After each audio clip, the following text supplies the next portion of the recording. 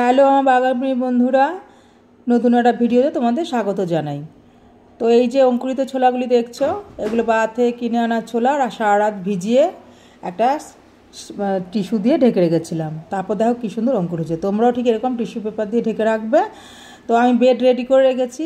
এই যে বেডগুলো দেখতে পাচ্ছ, এই বেডের মধ্যেই কিন্তু আমি অঙ্কুরিত ছোলাগুলোকে ছড়িয়ে দেবো। তো এই 3টে বেডের মধ্যেই ছড়াবো। তো দেখতে থাকো, ছোলাগুলো আমি এখন ছড়াবো। তো এক এক করে বেডে এবার ছোলা ছড়িয়ে দিচ্ছি।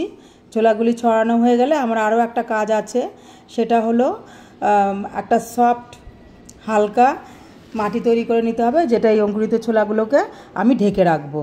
তো তোমরাও এরকম একটা, এই অঙ্কুরিত ছোলা ছড়ানো হয়ে যাওয়ার পর তোমরাও কিন্তু হালকা মাটি বা সফট কিছু দিয়ে ঢেকে রাখবে। তো এই দেখো, এই আমি ঢেকে দিচ্ছি অঙ্কুরিত ছোলাগুলোকে। তো অঙ্কুরিত ছোলাগুলিকে ঢেকে দেওয়ার পর আরও একটা আমাদের সবচেয়ে গুরুত্বপূর্ণ কাজ, সেটা হলো এগুলোকে ভালো করে ভিজিয়ে দিতে হবে এই বেডগুলোকে। তো আমরা একটা স্প্রেয়ার নিয়ে নেব, সেই স্প্রেয়ার দিয়েই কিন্তু আমরা অঙ্কুরিত ছোলার এই বেডগুলোকে সুন্দর করে ভিজিয়ে দেবো। তো এই দেখো যে আমি খুব সুন্দর করে ভিজিয়ে দিচ্ছি। তা তোমরাও ঠিক এইভাবে ভিজিয়ে দেবে এক এক করে বেড। তো বন্ধুরা, যদি ভিডিওটি ভালো লাগে তবে লাইক শেয়ার কমেন্টস করতে ভুলো না। Tata, by.